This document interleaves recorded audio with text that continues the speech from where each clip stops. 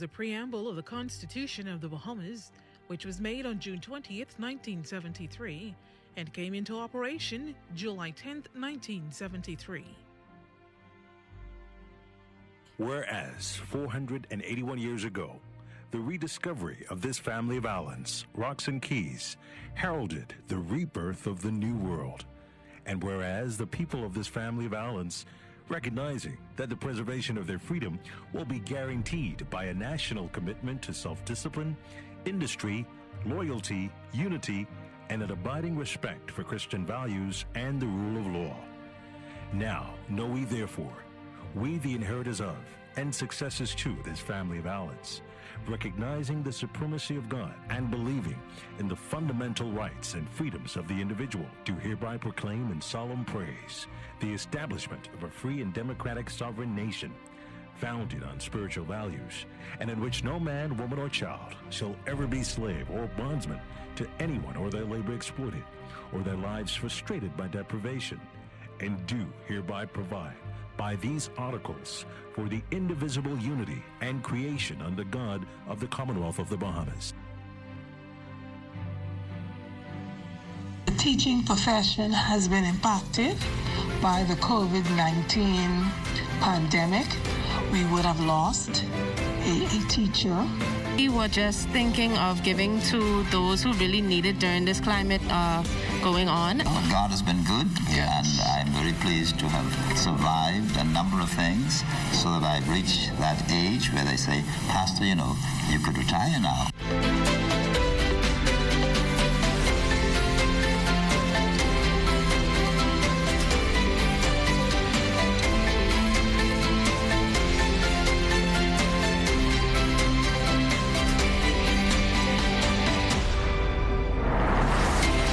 Government is set to pen a significant agreement as the economy is severely impacted by the global pandemic. Good morning, everyone. I'm LaDawn Davis, and this is the Morning Edition. Thank you so much for waking up with us.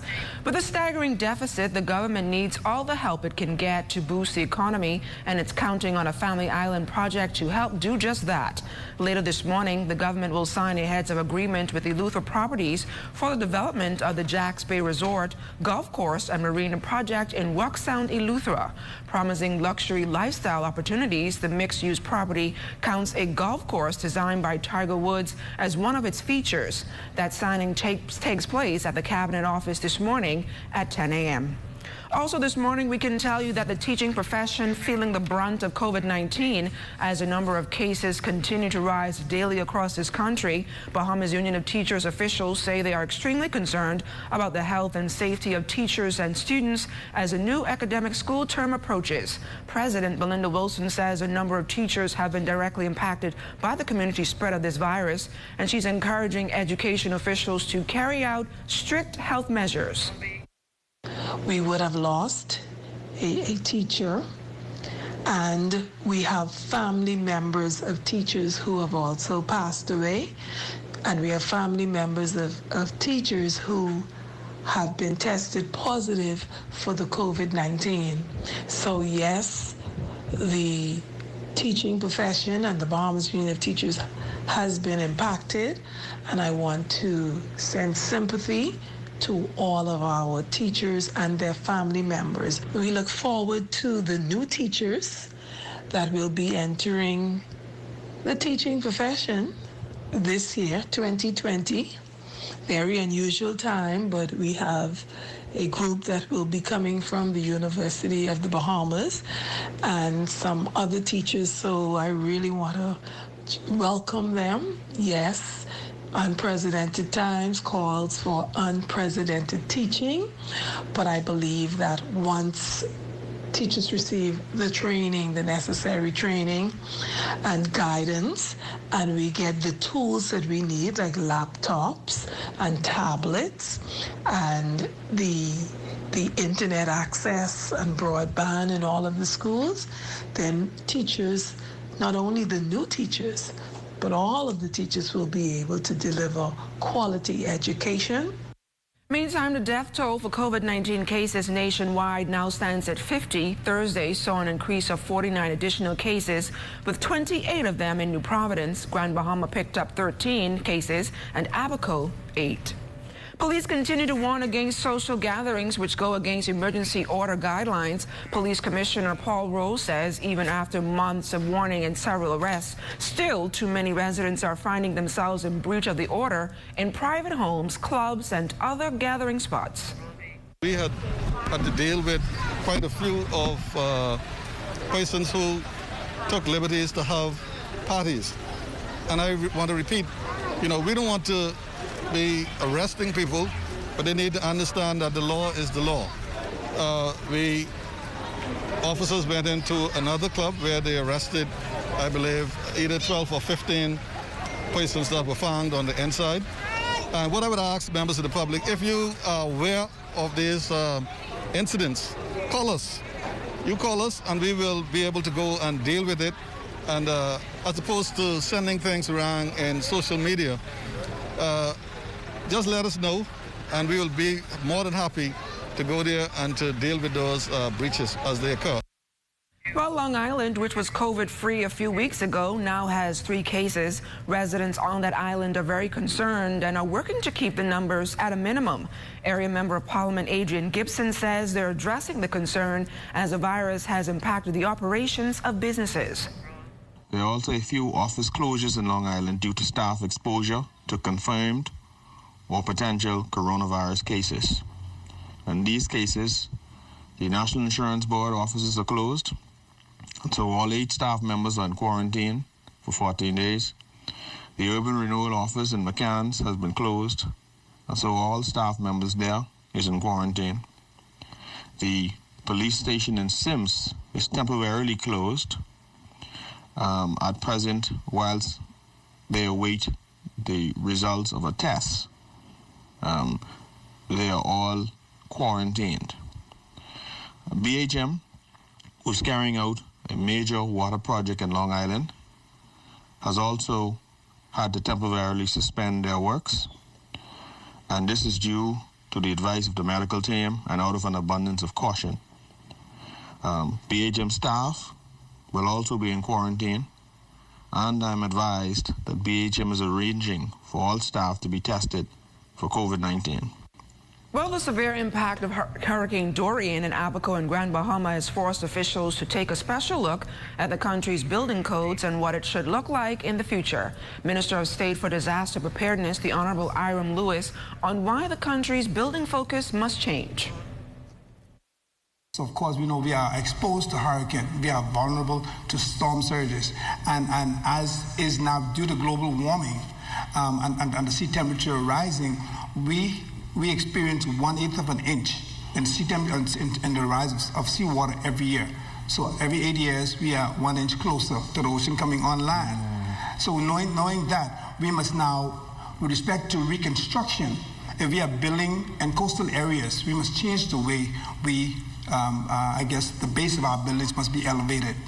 If not inland, if you must build on the coast because of lack of land in other areas, we must now elevate. So it speaks to making adjustments to our building code.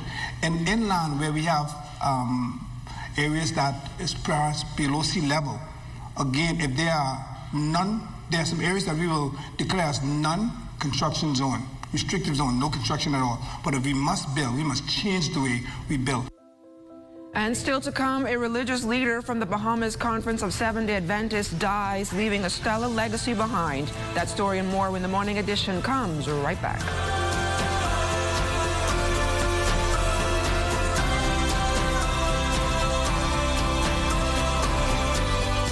It is normal to feel overwhelmed, lonely, scared, or sad during a crisis. Coping can be difficult when your daily schedule is interrupted.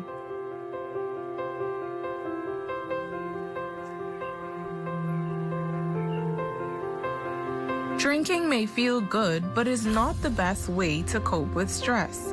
It can worsen your mental and physical health and impact your family. So how can you cope? Keep physically active, like taking a walk or dancing. Cook and eat nutritious food, including fruits and vegetables. Engage in indoor activities like playing games and staying connected with family and friends. meditate, encourage yourself, or enjoy music. Still feeling overwhelmed? We are here to listen. This message is brought to you by these partners.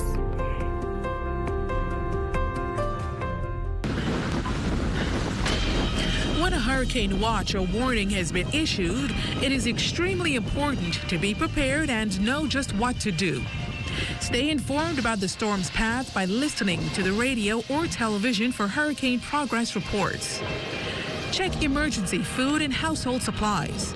Be sure you have extra batteries for flashlights and radios. Bring in outdoor items like lawn furniture and garden tools. Anchor objects that cannot be brought inside. Secure buildings by closing and boarding up windows. Remove outside antennas and satellite dishes.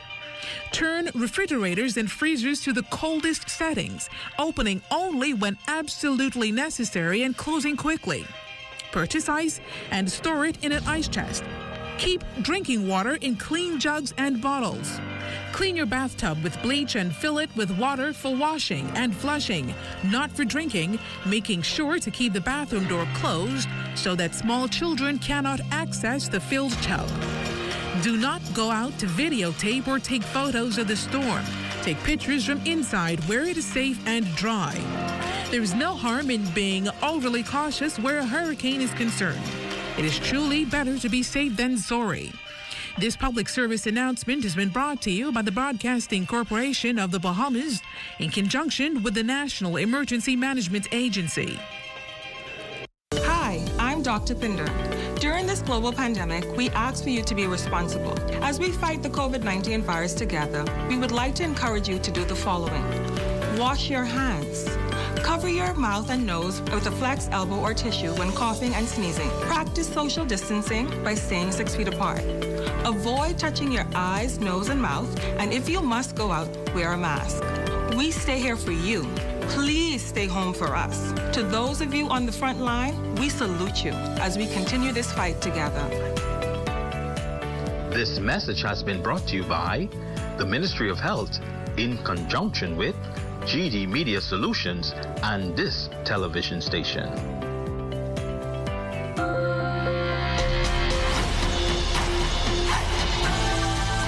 Concerns being raised on the full implementation of the Marcos alert system following a recent gruesome discovery. National Security Minister, the Honorable Marvin Dames, told reporters this week that while some argue that it's taking some time to get the system up and running, it's right on target.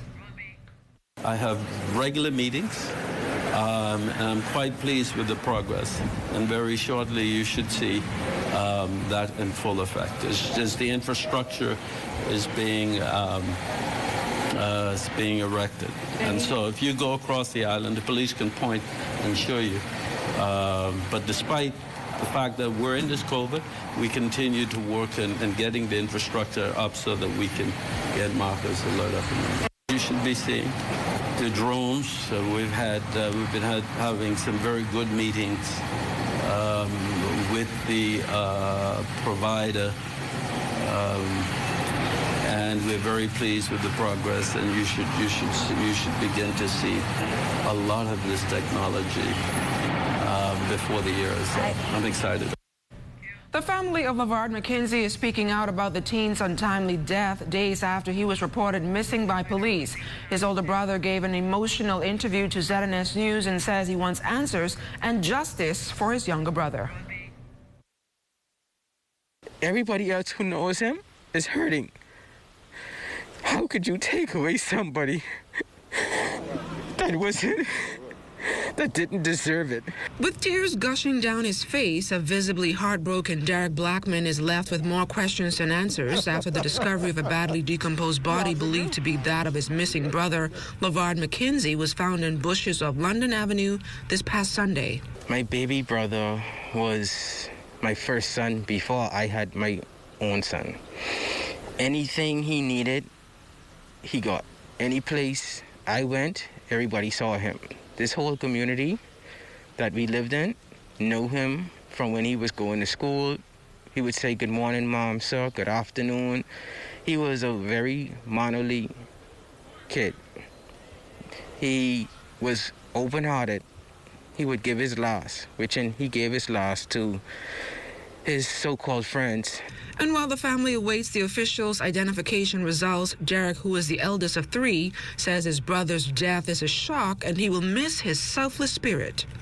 This was his last year in school, and he said to me that his shoes wasn't stable enough, so I took him from school to buy him a pair of shoes. I took him to the clock store, buy him a pair of shoes. I took my last, what I had in my pocket, to say, whatever you need, get it. And me and him, on our drive to me dropping him home, I was just asking him, what is your future plans to coming out into the real world? And he was like, I wanted to go back to school. So I said, all right, if you want to go to BTVI, let me know. I would pay for everything for you. I would get everything you need. Trying to hold back tears, Derek says his brother, who was a good student, attended CV Bethel and had his eyes set on becoming an entrepreneur, a dream Derek says LaVard will never get a chance to fulfill. We still haven't seen the remains that are left of him because of the duration of time that his body had been left out in the sun from Thursday until midday Sunday that we found him later on that afternoon. The sun, as you know, is very hot, and it took heavy damage on him. So by that we know, as I said, the clothing that he had on left the house with was the last thing that they could actually get from. We're still waiting on more information to come in to really clarify, but we know that's him. Even in the midst of COVID-19, Derek says his family and the community here in Sunshine Park plan to have a special memorial to honor LaVard in a special way. I mean, we're going to organize it in a proper way by probably illustrating something by the entrance of where his body laid. I guess that's going to probably be later on during the month. And as the quest for justice for LaVard continues, Derek sent out this message to the would-be perpetrators. Only thing I have to say is, God be with you, because that's a rib bone they took completely away from me, my family, his dad, and the whole community.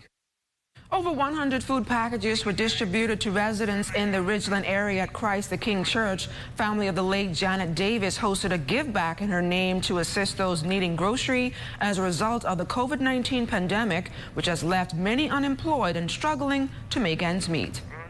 The acts that we will remember that she would have been a part of would have been the giving out of food, just as we are here today.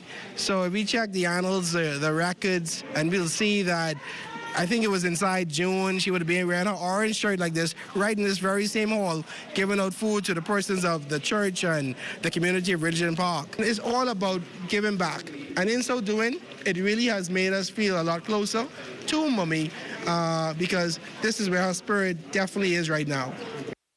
Davis's niece, Hillary Wallace, who spearheaded the event, says that they will continue carrying out her legacy in her absence. We were just thinking of giving to those who really need it during this climate going on, and I just thought my aunt Janet was a woman who gave generously to those in need, and I said we should just do it in her honor, because if she were here today, she would be doing the same exact thing. She loved Christ the King Church, so we thought this would be a great place to start, and this is just the first of many events we'll hold. A leader in the Seventh-day Adventist Church dies after making a notable impact not only in the church but the community. Past president of the Bahamas Conference of Seventh-day Adventists, Pastor Hugh Roach, died at his home last evening. He has served in various capacities in the Adventist community, including becoming the first Bahamian principal of Bahamas Academy. He also served as chaplain in both the Senate and the House of Assembly and worked extensively with the National Drug Council in his early days. He reflects on his impact in the religious community. God has been good, and I'm very pleased to have survived a number of things so that I've reached that age where they say, Pastor, you know, you could retire now. Okay. So I'm blessed. I'm blessed. And God has blessed us as a family. Yes. I was able to finish school without money. Okay. And with a prayer and a faith. Yes. and God is able to take it up from there, and we're able to get into the Adventist Christian work and ministry. Found a good wife. All right. One of my childhood acquaintances from the old Grandstown Seventh Adventist Church days. Okay. Roach, we really appreciate that. I want to say thank you. There are so many of us who look up to you because we see you as the pastor extraordinaire. We see you as the pastor's pastor, and we want to just say thank you for your service, your contributions, your sacrifice over the years. You have served not only the Adventist Church, but you've served in government representing the church, and we just think that God has been so gracious, and we salute you, sir. Thank you very much. I must say very quickly, like St. Paul, all that I am is by the grace of God. Whatever I am, God's grace has been sufficient for me and has brought me thus far. It's been a real privilege just to be able to see what God can do with a little fella. That's something, yes, sir. Right? So I'm very grateful for the opportunity to serve, and I know that it's not been anything in particular that caused me to be endeared to the hearts of people in the church and out of the church. I tell them it's a part of my gift. There you go. It's a gift that came from heaven, and I'm delighted to use it to the glory of God. Olga, son Clifford, daughter Opal Roach, our colleague here at the Broadcasting Corporation, and we extend our condolences to the family.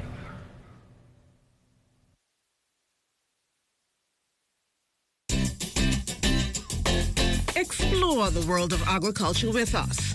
Join me, your host, Carla Palmer, for continued adventures in agriculture and the marine environment as we head into Season 2 of the program, Agriculture Now.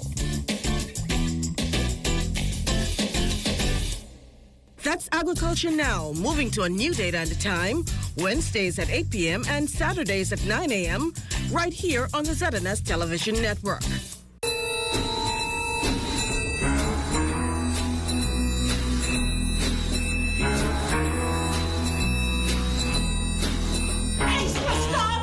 Stop in the name of love before you catch that thing. Take it up.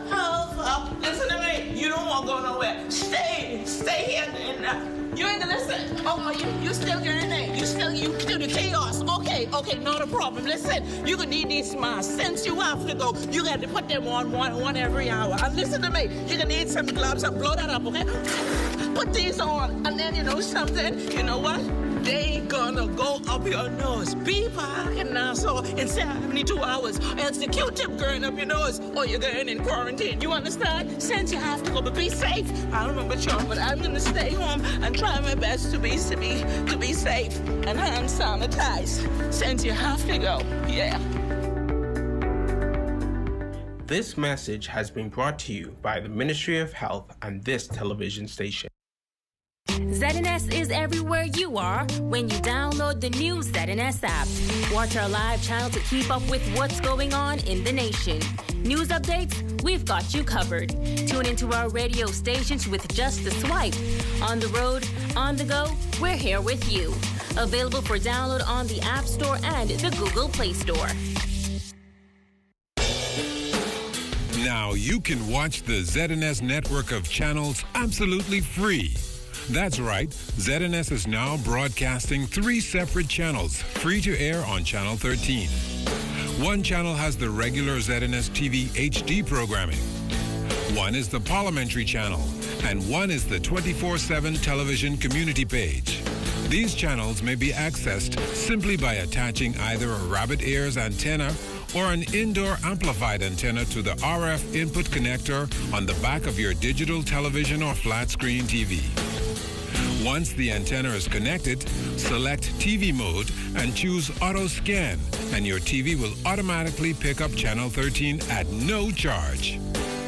Once you're on Channel 13, just use the channel selector to go to each of the 3 ZNS free channels. Antennas are available on many sites online. Free TV, ZNS brings it back to you.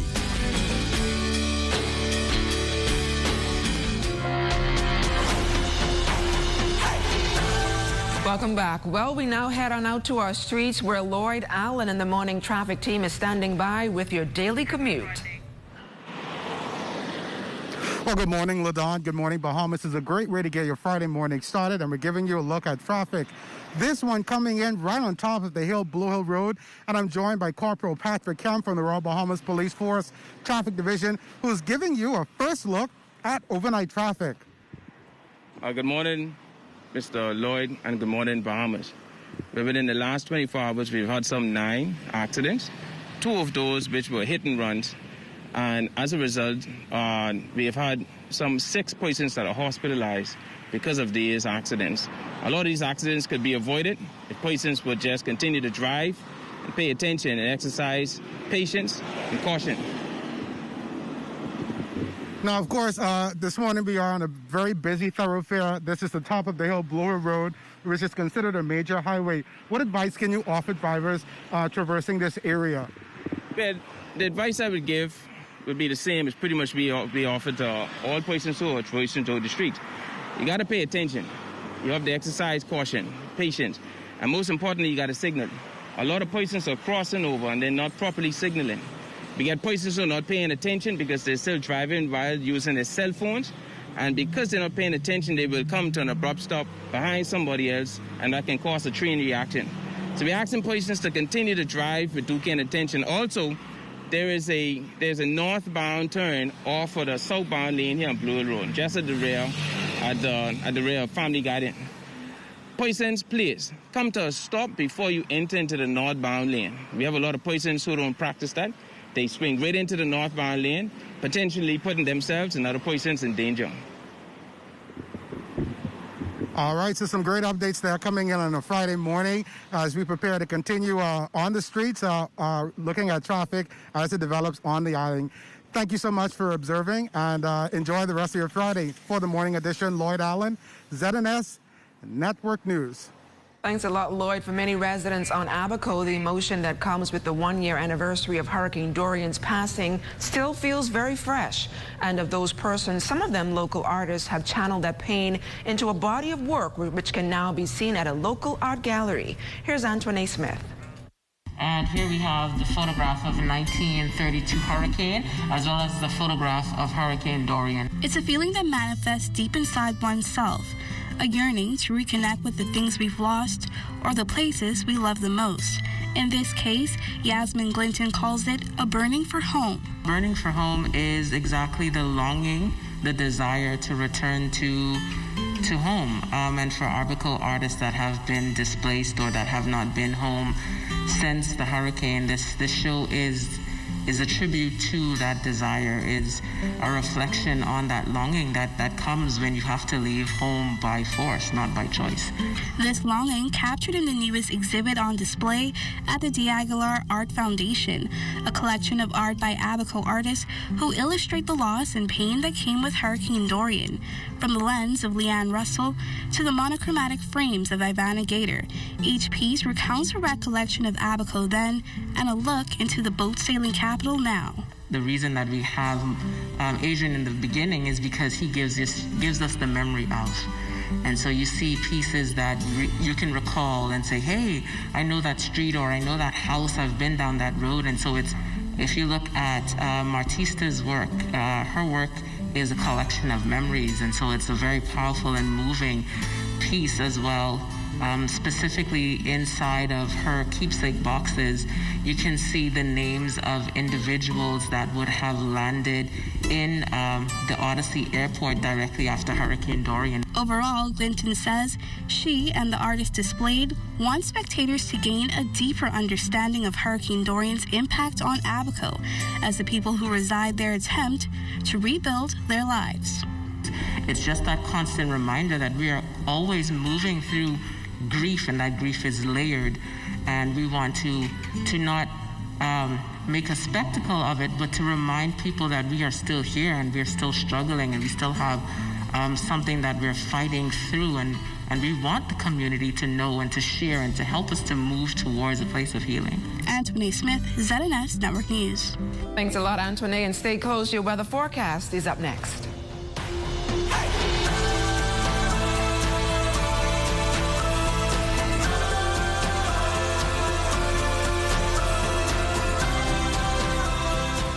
tourism supplies almost $50 million in revenue for Androsians every year. These priceless resources will continue to provide renewable benefits for thousands of people for years to come, as long as we take long-term action to preserve what's rightfully ours. The natural environment has played a vital role in our culture and economy for generations. Let's take care of nature, and nature will take care of us. Explore the world of agriculture with us. Join me, your host, Carla Palmer, for continued adventures in agriculture and the marine environment as we head into Season 2 of the program, Agriculture Now. That's Agriculture Now, moving to a new date and time, Wednesdays at 8 p.m. and Saturdays at 9 a.m., right here on the ZNS Television Network. This weather report is sponsored by Bank of the Bahamas, the bank of solutions.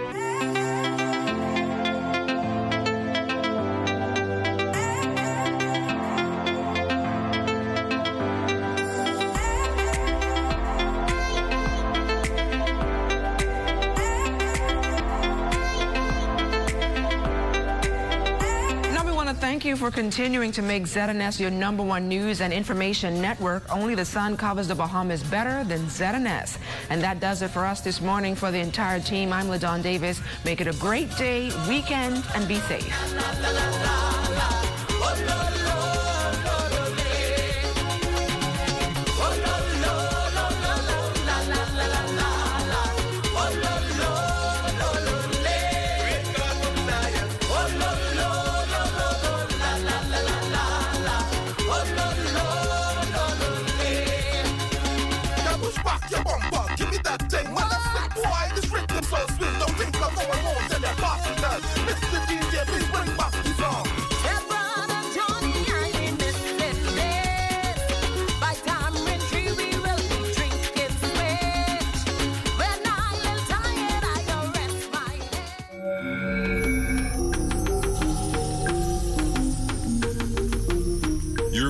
The ZNS Network, the People's Station. Every day, Pastor Rick has prayerfully decided to bring us the second installment of his powerful series on faith, taken from the book of James. Here's Pastor Rick to tell you more. I want you to know that I've been praying for you during the COVID-19 pandemic all around the world. I know it's really tough. So many people are out of work. Many have lost loved ones, and so many people are quarantined at home these days that this is a day that people really need